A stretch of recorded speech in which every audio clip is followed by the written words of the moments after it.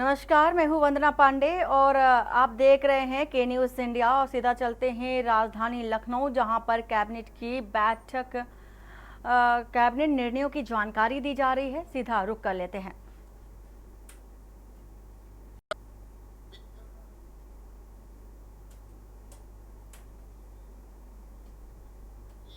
को भी सम्मिलित करने का काम कर रहे हैं।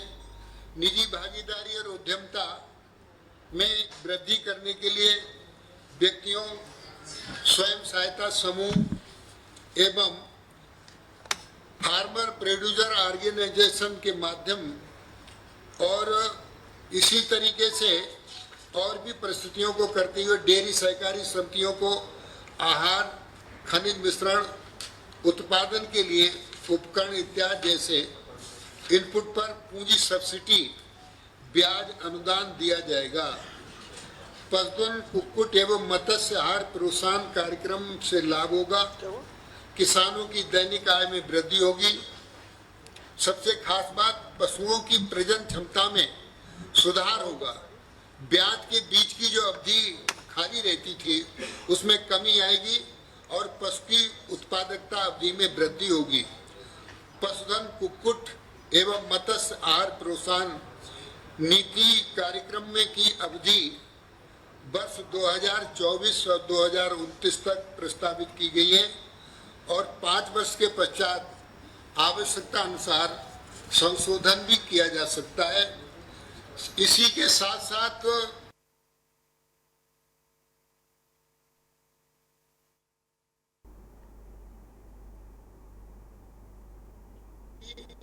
और पशु की उत्पादकता अवधि में वृद्धि होगी।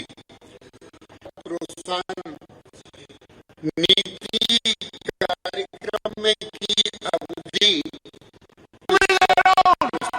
Not only India, international.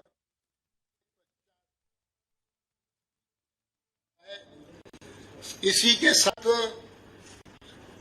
अच्छी नस्ल की गायों में दूध की उत्पादनता बढ़े, इसके लिए हम चारा नीति लाए हैं। उत्तर प्रदेश में भू संपदा पशुधन संख्या प्रचुर से युक्त प्रदेश है एवं पशुधन क्षेत्र में सर्वांगीण प्रगति कर रहा है। उत्तर प्रदेश में 20वीं जनगणना के अनुसार देश में कुल पशुधन संख्या का लगभग 9.87% गौवंशीय, 30.4% मेषवंशीय, 1.31% भेड़ और 9.72% बकरी, 4.41% सूकर पाए जाते हैं। उत्तर प्रदेश देश में 362 लाख मीट्रिक टन दुग्ध उत्पादन के साथ प्रथम नंबर पर उत्तर प्रदेश है। संप्रति प्रदेश उत्पादकता एवं प्रति व्यक्ति दूध उपलब्धता में राष्ट्रीय स्तर से अभी कम है। प्रदेश में उत्पादकता में कमी के कई कारण हैं, जैसे कम उत्पादकता के अवैध गौवंश का बहुतायत में होना, पशुपालकों में जागरूकता की कमी, कृत्रिम गर्भाधान आच्छादन का कम होना, पशुधन के क्षेत्र में सुलभ ऋण की उपलब्धता में कमी आदि चारे एवं उन्नत पोषण की कमी एक अति महत्वपूर्ण कारण है। प्रदेश में कुल पशुधन की आवश्यकता के अनुरूप चारे की 44.15% तथा सूखे चारे की 21.11% कमी है। वर्तमान में प्रदेश की कृषि कृषि क्षेत्रफल के 4.62% यानी 7.61 लाख हेक्टेयर भूमि पर चारा उत्पादन किया जाता है। खाद्यान्न उत्पादन एवं चारा उत्पादन में प्रतिस्पर्धा के कारण चारा आच्छादन क्षेत्रफल में निरंतर कमी आ रही है। वर्ष 2009-10 में जहां 8.48 लाख हेक्टेयर कृषि भूमि चारे से आच्छादित 2009-10 में 2014-15 में घटकर 7.67 लाख हेक्टेयर भूमि पर चारा उत्पादन किया जा रहा है। वर्तमान देश के अन्य राज्यों जैसे राजस्थान, पंजाब एवं उत्तराखंड में कुल कृषि क्षेत्रफल में हरे छारे का आच्छादन क्रमशः 17.72%, 10.67% एवं 4.15% है। जब तो अब बात करेंगे पहले राहुल के गोले और अब अखिलेश के शोले। जिस तरह के मनमर्जी नहीं जनमर्जी चलेगी, इस चुनाव का बड़ा पैगाम है।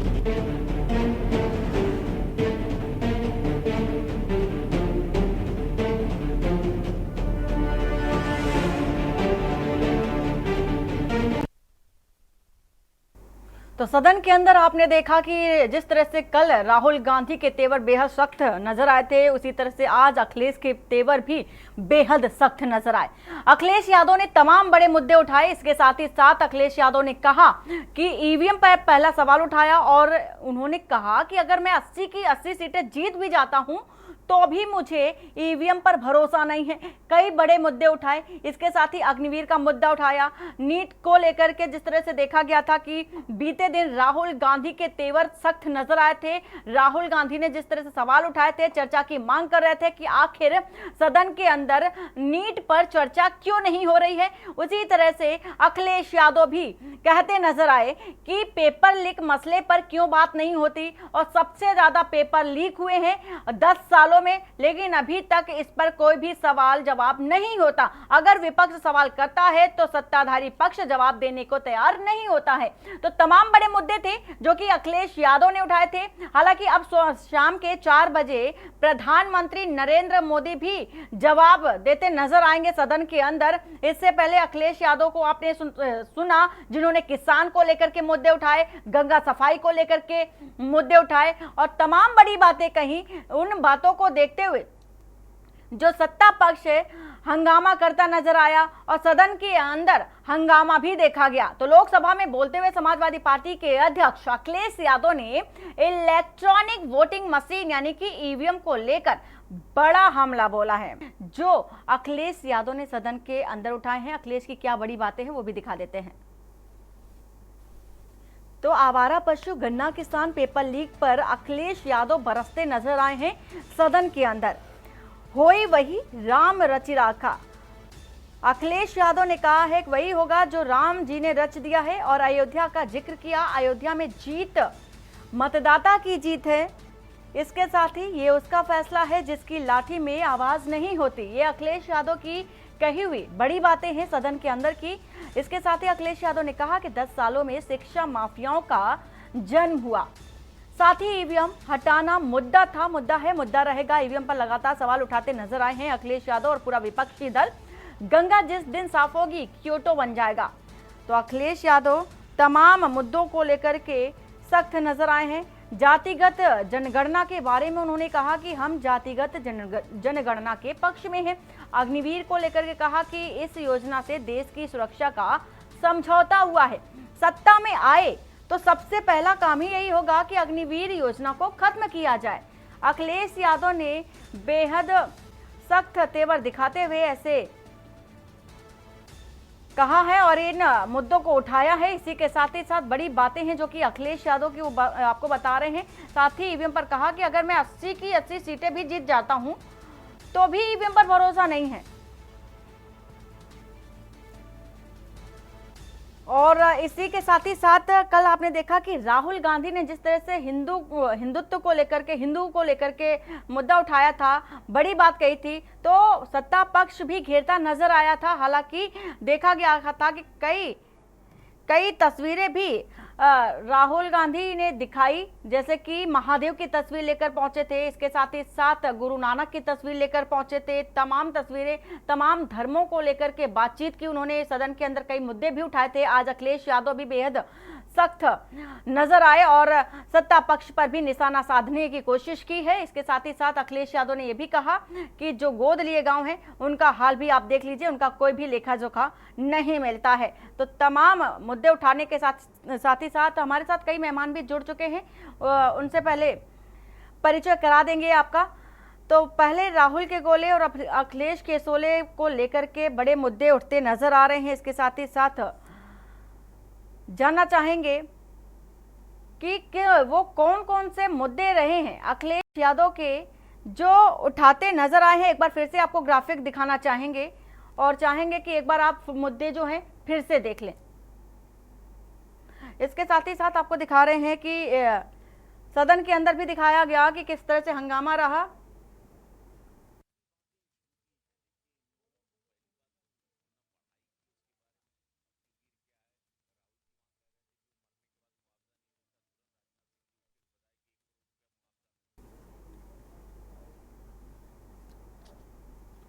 तो 4 बजे प्रधानमंत्री नरेंद्र मोदी भी बोलेंगे और राहुल गांधी के अखिलेश यादव के जवाब का करारा जवाब भी देते नजर आएंगे। तो राहुल गांधी का रण पीएम के आक्रमण को देखा जाएगा शाम 4 बजे।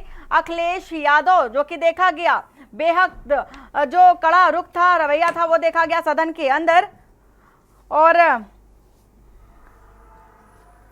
Doctor Zahid Siddiqui, colonel doctor Zahid Siddiqui हमारे साथ जुड़ चुके हैं, सेना से मेडलिस्ट हैं। सुरेंद्र दुबे वरिष्ठ पत्रकार हमारे साथ जुड़ चुके हैं। सबसे पहले सुरेंद्र जी, आपका रुख करना चाहेंगे कि जिस तरह से आपने देखा कि सदन के अंदर कल भी सख्त रुख देखा गया था राहुल गांधी का, हिंदू को लेकर के मसला उठाया गया, सत्ता पक्ष ने हंगामा किया और हंगामेदार भी पूरी तरह से आसार दिखे थे कल, और आज भी कुछ इसी तरह की तस्वीरें निकल के आई जब अखिलेश यादव ने कई मुद्दे उठाए। खासतौर पर ईवीएम का जब मुद्दा उठाया, उन्होंने कहा कि 80 की 80 सीटें अगर मैं जीत भी जाता हूं तो भी मुझे ईवीएम पर भरोसा नहीं है।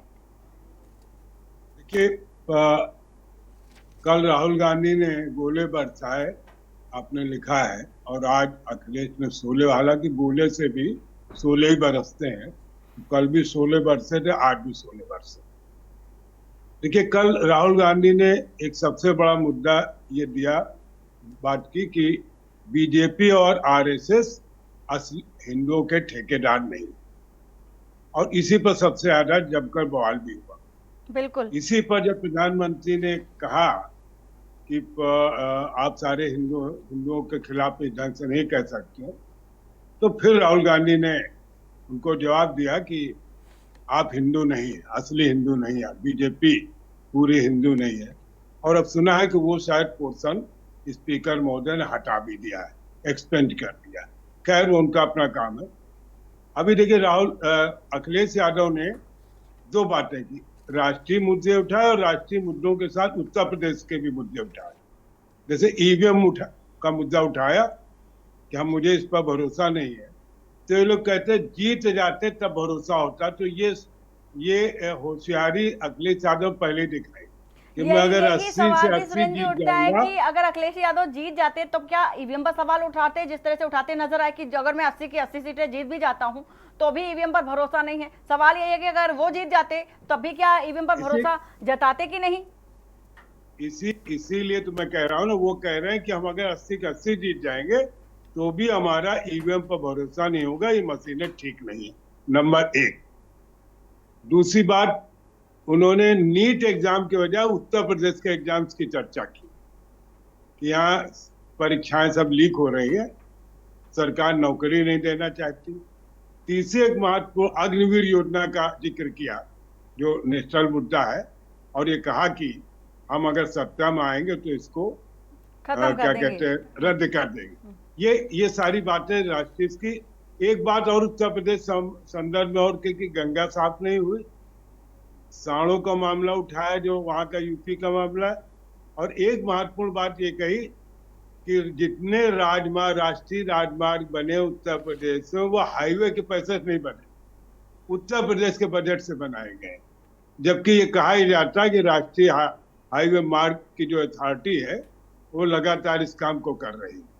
तो कल जो काम राहुल गांधी ने किया था, आज मोर्चा संभाला क्या कहते हैं अखिलेश यादव ने। और यही दो लोग इस समय इंडिया गठबंधन के टॉप के दो नेता हैं, और इन्हीं दो की वजह से उत्तर प्रदेश में जो बीजेपी की हालत हुई, और वो प्रकारांतर से भी मैसेज दे रहे हैं कि हुई है वही जो राम चिराग का, और राम ने अवधेश प्रसाद को जिता दिया। तो प्रकारांतर से बता रहे हैं कि जैसे अवधेश ने हरा दिया है, वैसे हम लोग अन्य लोगों को भी हरा देंगे आने वाले चुनाव में।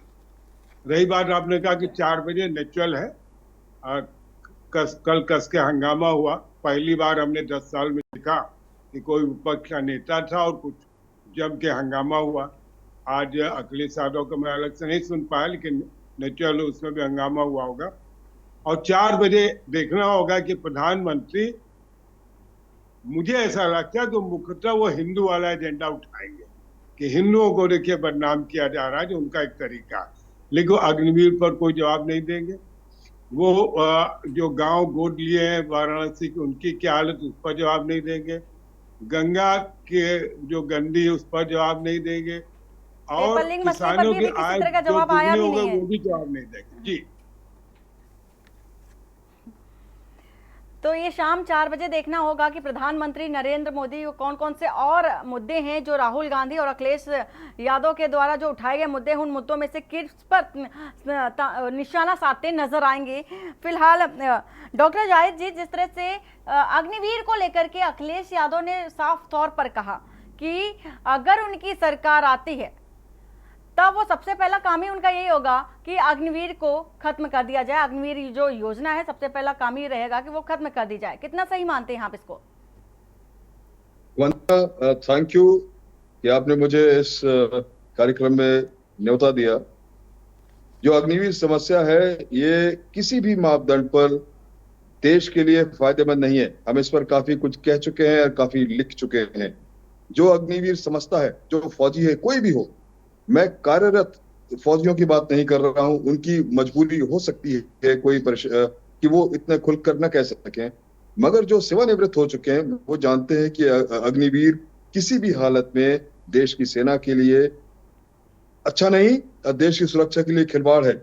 आप खुद सोचें कि किसी भी नौजवान को अगर 4 साल के लिए भर्ती किया जाए, उसमें 1 साल को ट्रंकेटेड ट्रेनिंग भी दी जाए और 6 महीने ट्रेनिंग देके उसको अपनी बटालियन में पोस्ट कर दिए जाए, जहां पर उसको 2 महीने का सालाना छुट्टी, 30 दिन की कैजुअल लीव और मेडिकल की को अगर ना भी इंक्लूड करें तो 3 महीने गए। यानी कि वो जो है इफेक्टिवली तरीके से किसी भी हालत में 2.5-3 से ज्यादा साल उस बटालियन में, उस यूनिट में नहीं रहेगा। जो कमांडिंग ऑफिसर्स हैं, जो ओहदेदार हैं, सरदार हैं, जेसीओज हैं, एनसीओज हैं, वो कैसे उस पर यकीन कर सकते हैं कि ये देश की सुरक्षा में अपनी जान तक बलिदान करने के लिए राजी होगा। और वो जो सैनिक है उसका कोई प्रमोशन तो है नहीं अग्निवीर में, वो पूरी ज्वाइनिंग से लेके रिटायरमेंट तक के सिर्फ अग्निवीर ही रहेगा। और उसको भी मालूम है कि उसको जो है इतने दिनों बाद वापस जाना है और ना ही पेंशन मिलनी है, ना ही कोई मेडिकल फैसिलिटी है, ना सीएसडी जो बेसिक उनका राइट है हर सैनिक का रिटायरमेंट के बाद, वो भी नहीं मिलना है। तो वो कैसे अपनी जान लगाकर और वो सीरियसली संजीदगी से देश की सेवा करेगा? नामुमकिन। मैंने तमाम कमांडिंग ऑफिसर से बात की, जो अभी एक बैच हमारा अग्निवीर का बाहर आ चुका है पूरे 4 साल नौकरी करके, और तमाम ओहदेदार से कई जगह बात की। कोई सब के सब नाखुश हैं और सबका ये कहना है कि अग्निवीर जो आए हैं हमारे, हम इनको कोई भी जिम्मेदाराना वाला काम दे ही नहीं सकते। मैं खुद एक टैंक रेजिमेंट से हूं और अपने एकेडमिक ट्रेनिंग के बाद, इतनी सख्त ट्रेनिंग के बाद, इतने सारे कोर्सेज करने के बाद टैंक को पूरी तरह से जानने के लिए मुझे कम से कम 3 से 4 साल लगते हैं हर जवान को। रेजिमेंट में ज्वाइन करने के बाद, बटालियन ज्वाइन करने के बाद भी उसको कई बार ट्रेनिंग सेंटर्स भेजा जाता है और उसकी ट्रेनिंग कराई जाती है ताकि वो हथियारों के बारे में अच्छी तरह से जान ले। सिर्फ हथियार को जानना जरूरी नहीं है, मानसिक तरीके से भी स्ट्रांग होना चाहिए, क्योंकि वो इतना मजबूत हो, इतना सिक्योर हो कि वो उसके अंदर हौसला पैदा हो और घबराए नहीं। डॉक्टर जाहिद जी, जब कल अखिलेश यादव, कल जब राहुल गांधी के बाद उनका जवाब देते राजनाथ सिंह नजर आए थे, तो राजनाथ सिंह ने कहा कि अग्निवीर को लेकर के स्पष्ट रूप से उन्होंने कहा कि जब वो रिटायर होते हैं तो उन्हें 1 करोड़ की राशि भी दी जाती है, जो शहीद हो जाते हैं ना। इधर मैं माफी चाहूंगी कि जब उन्होंने कहा कि जब वो जो शहीद हो जाते हैं, अग्निवीर जो भी हैं शहीद हो जाते, तो उन्हें 1 करोड़ का मुआवजा दिया जाता, मुआवजे राशि दी जाती है, ऐसा राजनाथ सिंह का कहना था। ये काफी बड़ी रकम मानी जा सकती है। उन्होंने जो कहा वो सही कहा होगा, मगर एक केस है कि जालंधर का एक पहला सिपाही अमृतसर का जो कैजुअलिटी हुआ, उसकी बॉडी थाने में दे दी गई थी और माँ बाप को उसको एक डिसेंट मिलिट्री फ्यूनरल भी नहीं मिला और उसके माँ बाप को वो बॉडी थाने से क्लेम करनी पड़ी थी। ये भी हुआ है। और शहीद तो बहुत आखिर और बहुत परसेंटेज कितने होते हैं, हर रोज तो होते नहीं है। अगर कहा भी है और मिला भी होगा तो सही होगा, मगर मैंने अभी तक तो ऐसा सुना नहीं कि कोई शहीद हुआ हो और उसको 1 करोड़ रुपए मिला हो।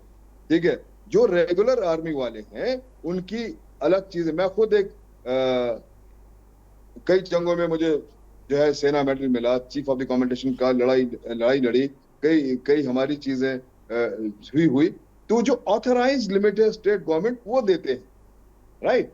तो ये क्लेम करना कि इसीलिए ये स्कीम ठीक है, मुझे लगता नहीं है ठीक नहीं। और मैं अखिलेश यादव के बयान से पूर्ण तरह से सहमत हूं कि अगर किसी भी तरीके से जब अगर ये सत्ता में आए तो इनको सबसे पहले अग्निवीर को इस स्कीम को दरकिनार कर देना चाहिए, बंद कर देना चाहिए। अगर ये इतने ही फायदेमंद होती तो जो हमारी सरकार है अभी वो क्यों एक्सटेंशन की बात कर रही है कि हम 4 के बदले 8 साल कर रहे हैं, हम कम पे इतना बढ़ा रहे हैं, फैसिलिटीज को रिड्यूस करेंगे। इसकी जरूरत नहीं होना चाहिए। रिटेंशन से 25% क्या है, 75% को बाहर आना है। अब वो उस परसेंटेज को भी रिव्यू कर रहे हैं, वो खामियां पाई होंगी, वो सेटिस्फैक्टरी नहीं होगा। तो सिर्फ एक बात अगर डिफेंस हमारे रक्षा मंत्री जी ने कह दी कि शहीद होने पर 1 करोड़ मिलता है, इसका मतलब ये नहीं कि जो 99 बातें हैं जो देश के लिए ठीक नहीं है वो सब सही हो गई। बिल्कुल ठीक नहीं है। अग्निवीर हमारी देश की सुरक्षा के लिए, सैनिकों के लिए मेरी समझ में किसी भी तरीके से फायदेमंद नहीं है। हमको बिल्कुल इस पर बिल्कुल दोबारा जाहिद गौर जी, करना। और यही देखा भी गया था जिस तरह से हरियाणा के जितने अग्निवीर थे उनका विरोध देखा गया था, जंतर मंतर में विरोध प्रदर्शन देखा गया था, एक नया कानून आंदोलन भी देखा गया था अग्निवीर को लेकर के। और सुरेंद्र जी, आपसे जानना चाहूंगे कि अभी जब अखिलेश यादव और राहुल गांधी की बात हो रही है और यही 2 प्रमुख नेता हैं जो विपक्ष की ओर से सत्ता पक्ष को निशाना बनाते नजर आ रहे हैं, लेकिन जिस तरह से कल राहुल गांधी ने महादेव की तस्वीर लेकर के हिंदू को निशाना साधते नजर आए थे, हिंदुओं को लेकर बोलते नजर आए थे। हालांकि उन्होंने ये भी स्पष्ट किया था कि बीजेपी पूरे हिंदू का प्रतिनिधित्व नहीं करती और आरएसएस पूरे प्रतिनिधित्व नहीं करता।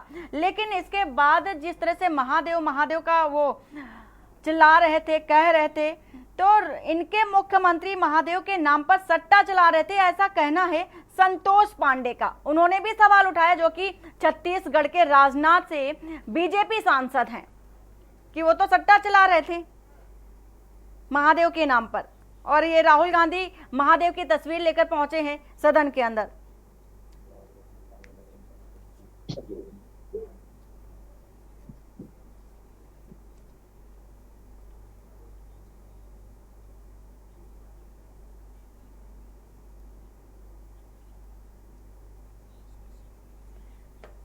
सुरेंद्र जी, आवाज पहुंच रही है आपको? मैं ये कल राहुल गांधी महादेव की तस्वीर लेके गए, गुरु नानक की भी लेके गए, लेकिन गुरु नानक की तस्वीर पर प्रतिक्रिया नहीं आई, क्योंकि वो एक सेंसिटिव मामला, जानते हैं कि जरा सा गलत बोल गए तो फिर सिख लोग दौड़ा लेंगे। रही बात महादेव की, कि अगर वो कह रहे हैं कि महादेव अभय मुद्दा दिखाते हैं, महादेव कहते हैं कि सबका साथ सबका विकास वाली बात कहते हैं, या महादेव अभय मुद्दा बनाते हैं कि सबको क्षमा कर दो, अहिंसा का पालन, तो ये तो हमारे सारे धर्म कहते हैं।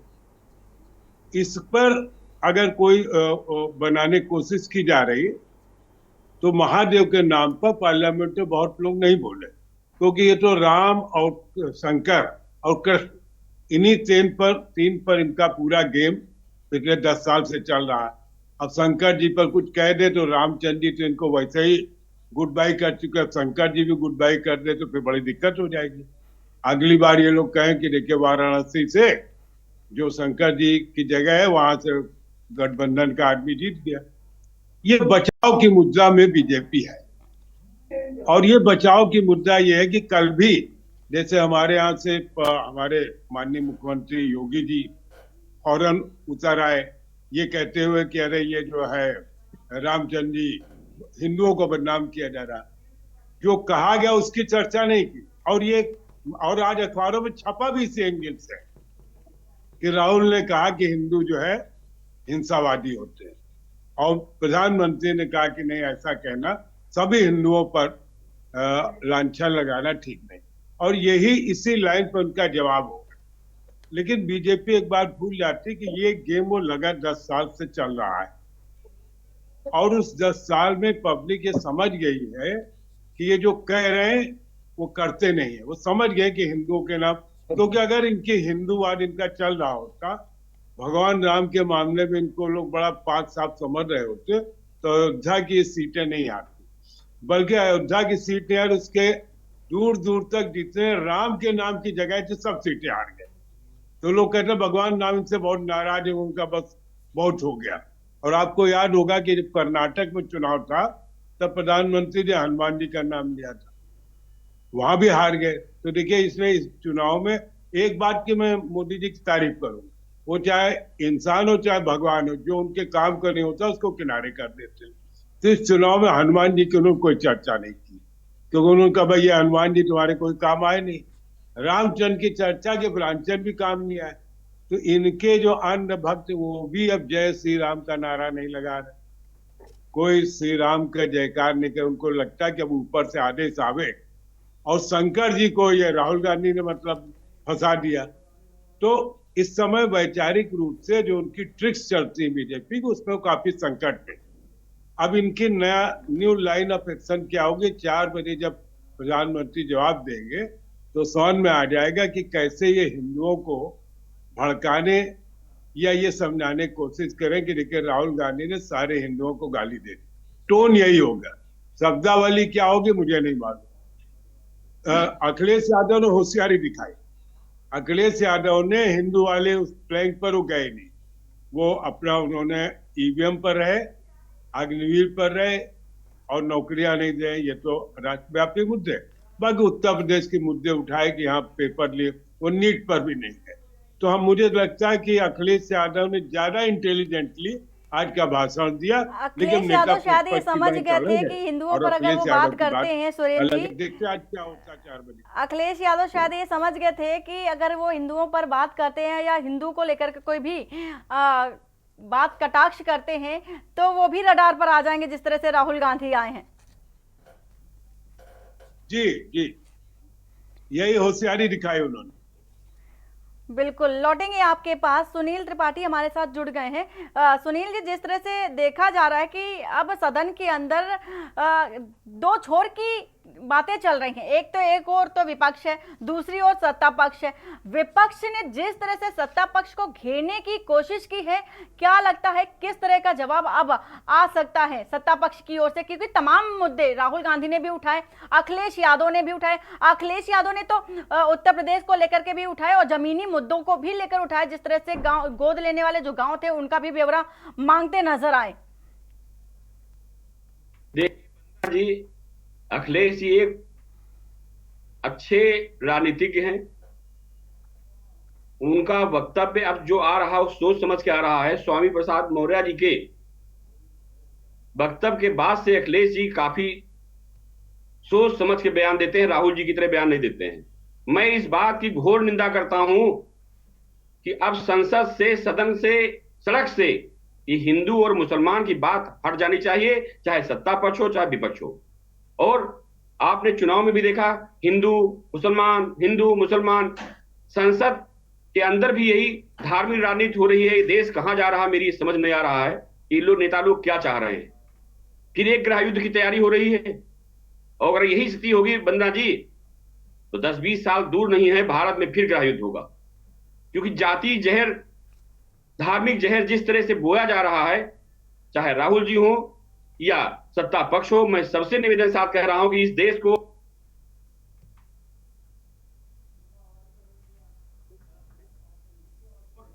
धार्मिक राजनीति बंद कीजिए आप। जिस तरह से राहुल जी ने, मैं तो ये कहूं, हिंदुओं का अपमान किया है। और राहुल जी की बात छोड़ दी, खड़गे जी का भी बयान आपको याद होगा, खड़गे जी के लड़के ने क्या कहा था, सनातन डेंगू है। कांग्रेस तरफ जिस तरह से बयान आए हैं, मैं निवेदन साथ कहना चाह रहा हूं कि भारत में कई धर्मों को मानने वाले लोग रहते हैं। जरा दूसरे धर्म पे आप कटाक्ष करके देख लीजिए और उसका हश्र देख लीजिए। हिंदू सीधा है, सनातनी सीधे हैं, सहिष्णु हैं। इसका मतलब नहीं कि आप गाली बकेंगे तो एक दिन ऐसी स्थिति पैदा हो जाएगी कि जिसको ये देश संभाल नहीं पाएगा बंदरा जी। और मैं तो देखता चला रहा हूं कि हर व्यक्ति सनातनियों को केवल टारगेट कर रहा है। जैसे हमारे बड़े भाई कह रहे थे, मैं इनकी बात से कतई सहमत नहीं हूं। आप रोजगार की बात कीजिए, शिक्षा की बात कीजिए, विकास की बात कीजिए, सुरक्षा की बात कीजिए। कहीं शिव जी आ रहे हैं, कहीं हनुमान जी आ रहे हैं, कहीं राम जी आ रहे हैं। और इतने ही आप लोग परिपक्व राजनीतिज्ञ हैं तो दूसरे धर्म के किसी एक भी देवी देवता या अन्य लोगों को आप दिखा देख लीजिए। देखिए देश के अंदर क्या होता है। हमेशा सनातन को टारगेट किया जा रहा है। और कांग्रेस, राहुल गांधी जी से पूछना चाह रहा हूं कि राहुल गांधी जी का धर्म क्या है। दावे के साथ कह रहा हूं, बताइए हमको धर्म क्या है। हिंदू है, क्रिश्चियन है, कौन सा धर्म है? इस तरह से आप देश के प्रधानमंत्री सीमा में जा रहे हैं, ऐसे वक्तव्य दे करके देश का आप मान कर रहे हैं। हिंदू और मुसलमान को लड़ाने का काम किया जा रहा है इस देश में। और ये वंदना जी बहुत ही गलत है, अति निंदनीय है कि लोगों को चैन से आप जियो और जीने दो। हम सनातन धर्म की बात करते हैं तो हम सब सुबह उठते हैं, सर्वे भवन्तु सुखिनः सर्वे सन्तु निरामया सर्वे भद्राणि पश्यन्तु मा कश्चित् दुर्भागी न भवेत्। हम प्रार्थना करते हैं ईश्वर से कि विश्व का कल्याण हो, मेरा कल्याण हो। हम ये नहीं कहते कि हिंदू कल्याण हो, मुसलमान कल्याण हो, सिख कल्याण हो। हम उस चीज की बात नहीं करते, ना हमारा ये धर्म सिखाता है और ना मेरे भाई मित्र बैठे हुए हैं, इनके भी धर्म में नहीं होगा कि आप दूसरे बुरा कीजिए, गंदी चीजों का उपयोग कीजिए। कोई धर्म ये नहीं सिखाता है कि अगर पड़ोसी हमारा भूखा है हम रोटी खा रहे हैं। मेरी समझ से लोकसभा इस्लाम में भी चुनाव में जिस तरह से हुआ 2024 के लोकसभा चुनाव जिस तरह से हुए और जो नतीजे निकल कर के सामने आए, शायद यही कारण है कि जनता भी ये समझ गई है कि उन्हें सिर्फ जमीनी मुद्दों से मतलब है। उनके जो मूलभूत मुद्दे हैं उनकी पूर्ति की जाए, उन पर बात की जाए, उन पर चर्चा की जाए और उनके समाधान, उनके जो समस्या है उनका निवारण किया जाए, समाधान निकाला जाए। यही कारण है कि हिंदू मुस्लिम जाति धर्म जातिगत बातें करना जनता को भी कहीं ना कहीं नागवार गुजरा है इस बार। बंदना जी देखिए, संसद का सत्र जो है वो बहुत ही इंपॉर्टेंट होता है। इस बार राहुल जी को खुशी मनाना चाहिए कि आपको विपक्ष में जनता ने मजबूत इसलिए किया है कि सत्ता पक्ष की जो कमियां हैं, महंगाई, भ्रष्टाचार, अन्य मुद्दे, उन पे आप बहस कीजिए। देश के उन मुद्दों को रखिए जो गरीब जनता भुखमरी कगार पर खड़ी है, बेरोजगारी से परेशान है, महंगाई से परेशान है। उस मुद्दे पे आप चर्चा, सत्ता पक्ष भी नहीं जा रहा, विपक्ष भी नहीं जा रहा है, आप चर्चा कीजिए। चली जा रही है, पानी की समस्या आप देख रहे हैं, दिल्ली जैसी राजधानी आज पानी जूझ रही है। जिस देश में 2/4 हिस्सा 1/4 पानी हो, उस देश के लोग पानी तरसे। आप उस पर चर्चा कीजिए कि नदियों से कैसे जोड़ा जाए, कैसे हमारा जल संचयन हो। इस पे कोई चर्चा नहीं करना चाह रहा है। इस देश के लोग जो पढ़े लिखे बुद्धिजीवी हैं, वो चाहे किसी धर्म के हो, वो सब समझ गए हैं कि अब राजनीति धर्म की नहीं विकास की होनी चाहिए, देश सुरक्षा होनी चाहिए। और बिल्कुल, राजनीति धर्म की नहीं विकास की होनी चाहिए, क्योंकि राजनीति आप कर रहे हैं लेकिन बेसिस में जनता ही रही है। क्योंकि जनता को विकास चाहिए, जनता को जरूरत की जो चीजें हैं वो चाहिए, जनता को विकास के साथ ही साथ जो मूलभूत चीजें हैं, जरूरतें हैं, उनकी पूर्ति चाहिए। आप सभी मेहमानों का बहुत बहुत शुक्रिया। बात कर रहे हैं आज सदन के अंदर जिस तरह से हंगामा हुआ, अखिलेश यादव ने जिस तरह से हंगामा किया, कई मुद्दे उठाए, आवारा पशुओं को लेकर के भी अखिलेश यादव ने उठाए मुद्दे, साथ ही साथ गंगा सफाई को लेकर उठाए, ईवीएम को लेकर उठाए, पेपर लीक मसले को लेकर के उठाए। साथ ही सबसे बड़ी बात अखिलेश यादव ने यह कही कि जिस तरह से 15 अगस्त आजादी का दिन मनाया जाता है, उसी तरह से राजनीति के लिहाज से 4 जून का दिन बेहद महत्वपूर्ण है। तो कई महत्वपूर्ण जो बातें हैं अखिलेश यादव ने सदन के अंदर कही है। फिलहाल 4 बजे प्रधानमंत्री नरेंद्र मोदी का भाषण होगा सदन के अंदर।